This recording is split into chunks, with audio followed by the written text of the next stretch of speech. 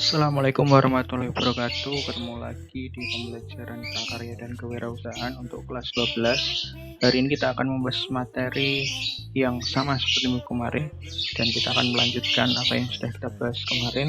Kita akan membahas materi tentang perhitungan harga pokok dan perhitungan harga produk benda kerajinan.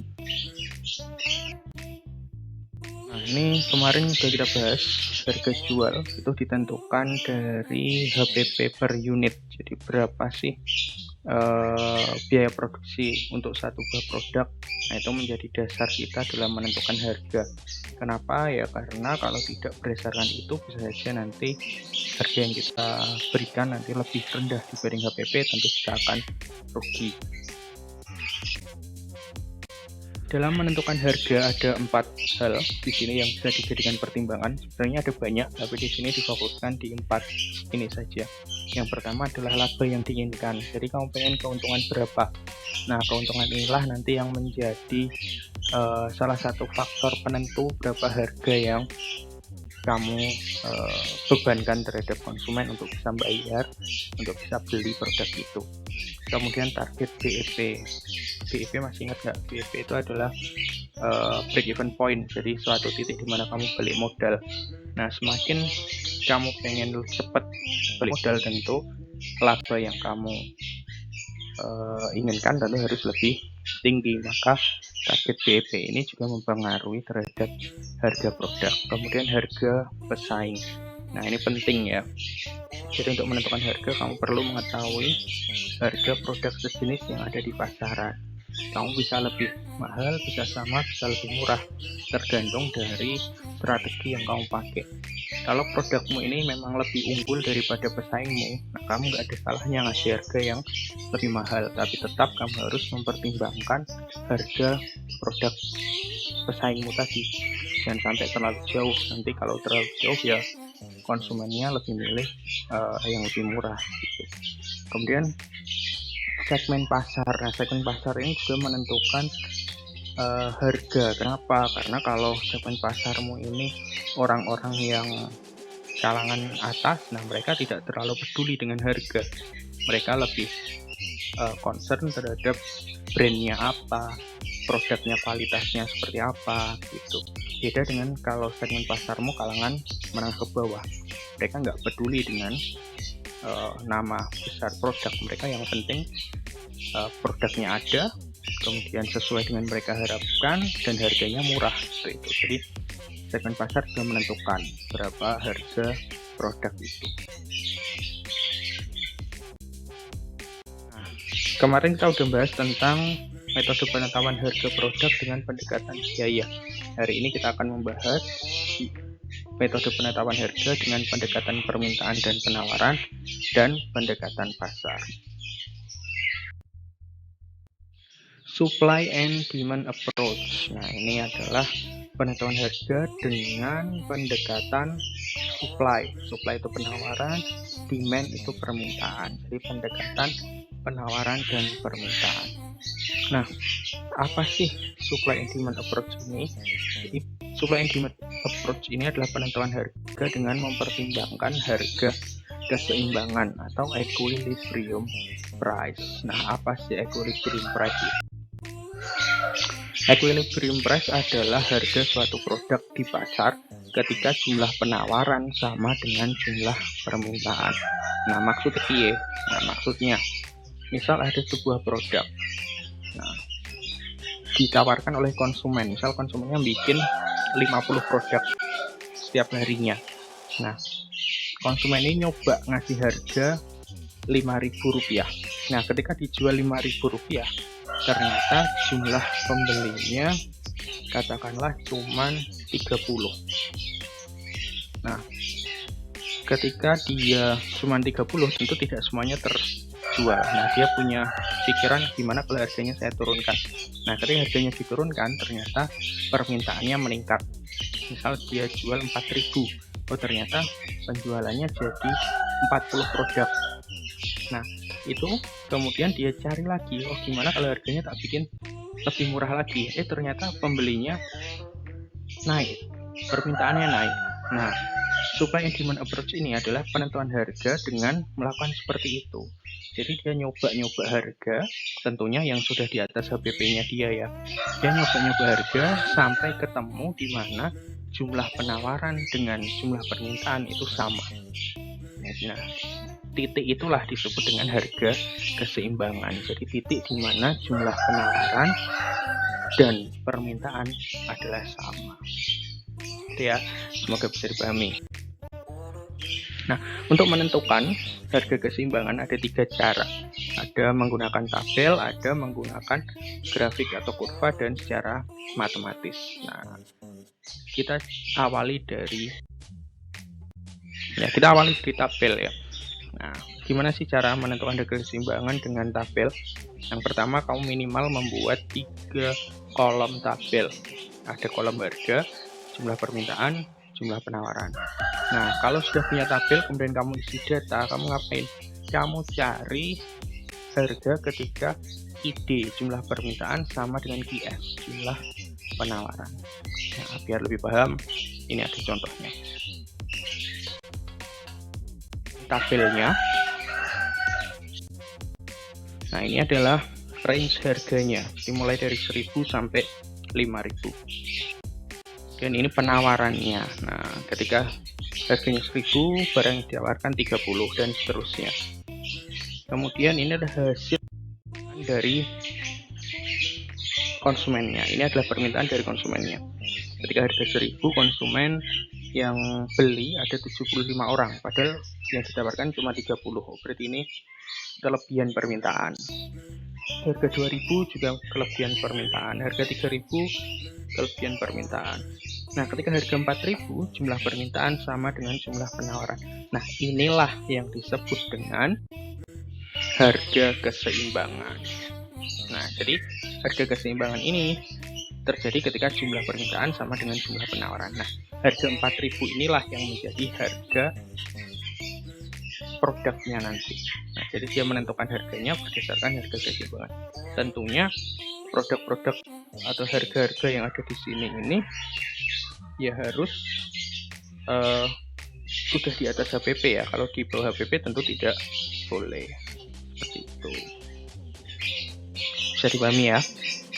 Ya.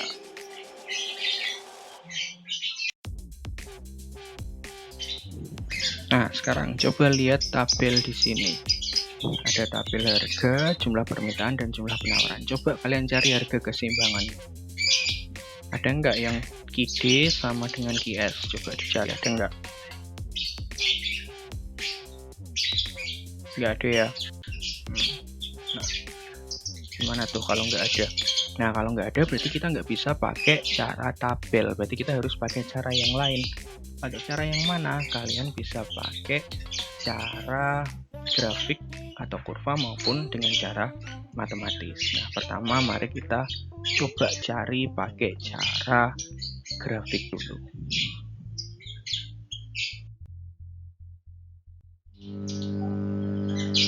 Nah, gimana caranya? Caranya adalah kalian buat sumbu X dan sumbu Y. Sumbu X-nya adalah jumlah unitnya, sumbu Y-nya adalah harga. Nah, di sini bisa kalian lihat ada garis merah. Nah, garis merah ini adalah hasil dari plotting QS ya, jumlah penawaran. Jadi ketika harga 2000 penawaran berapa, harga 3000 berapa, 4000 berapa, 5000 berapa. Nah, dari situ kemudian ditarik garis ketemu seperti itu. Nah, kemudian yang hijau ini adalah QD, jumlah permintaannya. Ketika harga 5000, 3000 dan seterusnya. Nah, dari situ ketemu ada perpotongan di situ. Nah, perpotongan inilah disebut dengan harga keseimbangan. Harga keseimbangan atau kesetimbangan itu adalah perpotongan antara QS dengan QD. Jadi ketika QS dan QD itu sama, itu adalah harga keseimbangan. Nah, disitulah nanti harga produk itu ditentukan. Ya, semoga bisa dipahami ya. Nah, kalau kamu nggak pengen ribet bikin grafik, gimana caranya? Ada satu lagi. cara matematis. Nah, kalau grafis tadi kamu bikin grafiknya, biasanya kan kamu kalau bikin grafik agak susah, kemudian tidak presisi. Nah, kalau matematis ini nanti cenderung lebih presisi karena dengan perhitungan. Nah, gimana caranya? Caranya pakai rumus ini. ID sama dengan IS atau PD sama dengan PS. Nah, kenapa kok kita pakainya ini? Harga keseimbangan itu kan tadi terjadi ketika ID sama dengan IS kan. Jadi ini contohnya suatu barang itu punya fungsi permintaan ID 40 min P dan fungsi penawarannya IS sama dengan 4P min 50. Kemudian tentukanlah berapa harga dan jumlah keseimbangan. Nah, syarat keseimbangan adalah ID sama dengan IS.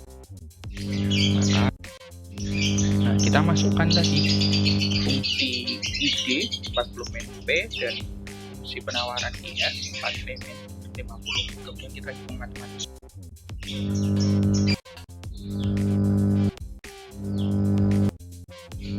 Nah, hingga akhirnya ketemu P sama dengan 18. Jadi ketemu harga keseimbangannya terjadi ketika harga itu Rp18. Untuk apa itu harga Rp18? Ya, namanya juga contoh ya, ini fungsinya untuk mempermudah perhitungan saja. Nah, jadi harga keseimbangannya 18, kemudian tadi disuruh cari jumlah keseimbangannya. Caranya gimana? Ya tinggal mensubstitusikan P sama dengan 18 ke salah satu fungsi, mau fungsi penawaran atau fungsi permintaan, hasilnya akan sama. Kemudian bagaimana nih kalau kita tuh nggak tahu fungsi penawaran dan permintaannya? Ya dicari. Ya, caranya gimana? Nah, misal ini ada contoh. Sebuah produk dijual dengan harga Rp100 dan laku Rp22. Ketika dijual Rp70, terjual Rp42. Tentukan fungsi permintaannya.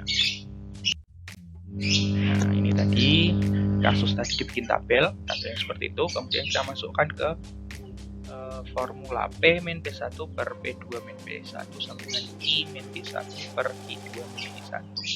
Kemudian kita masukkan. Nah, P1 nya 100, P2 nya 70, kemudian Q1 nya 20, Q2 nya 40. Kita masukkan, kemudian kita hitung secara matematis seperti biasa. Nah, tidak perlu saya jelaskan ya, kalian bisa memperhatikan dan bisa coba sendiri. Nah, nanti akan didapati hasil 20P sama dengan min 30I plus 2600. Kalau disederhanakan, P sama dengan min 1,5I plus 130. Ini adalah fungsi permintaannya. Nah, karena ini fungsi permintaan, bisa saja di situ pakainya ID. Jadi P sama dengan min 1,5 ID plus 130. Nah, kalau ditanyakan fungsi permintaan seperti ini. Kalau penawaran, ya pakai rumus yang sama. Pakai P min P1 per P2 min P1 sama dengan Q min Q1 per Q2 min Q1. Jadi pakai rumus atau formula yang sama.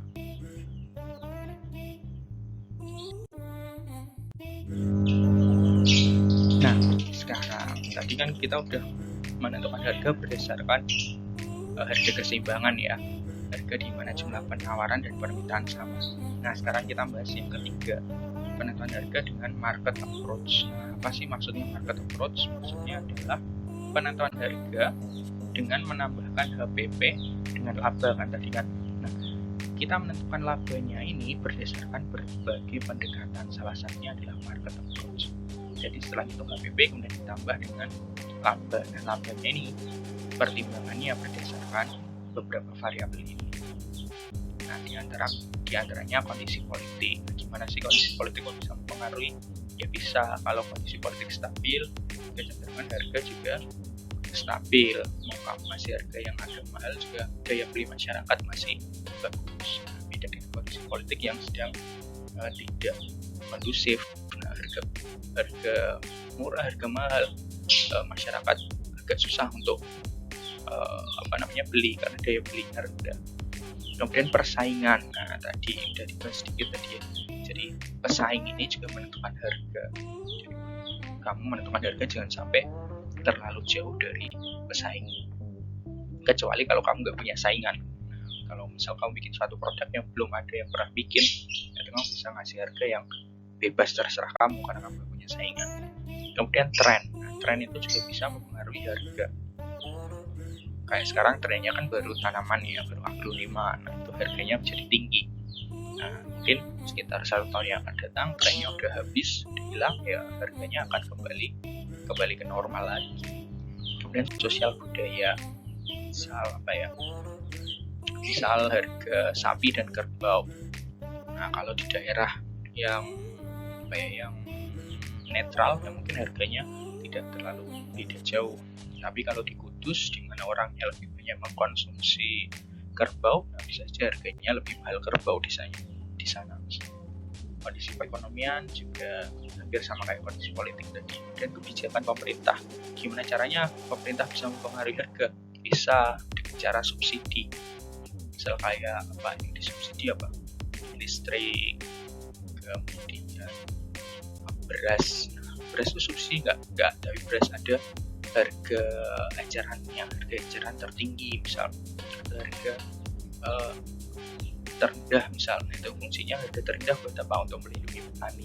Kalau harga eceran tertinggi fungsinya buat apa? Untuk melindungi konsumen. Itu adalah kebijakan dari pemerintah. Oke ya. Ya, itu aja, sekian. Ada yang mau ditanyakan silahkan ditanyakan di kolom komentar atau bisa ke grup Telegram kelas kalian. Jangan sungkan untuk bertanya dan jangan sungkan untuk mengkoreksi jika ada yang salah dalam penyampaian saya. Gitu ya. Sekian, terima kasih, semoga bermanfaat. Assalamualaikum warahmatullahi wabarakatuh.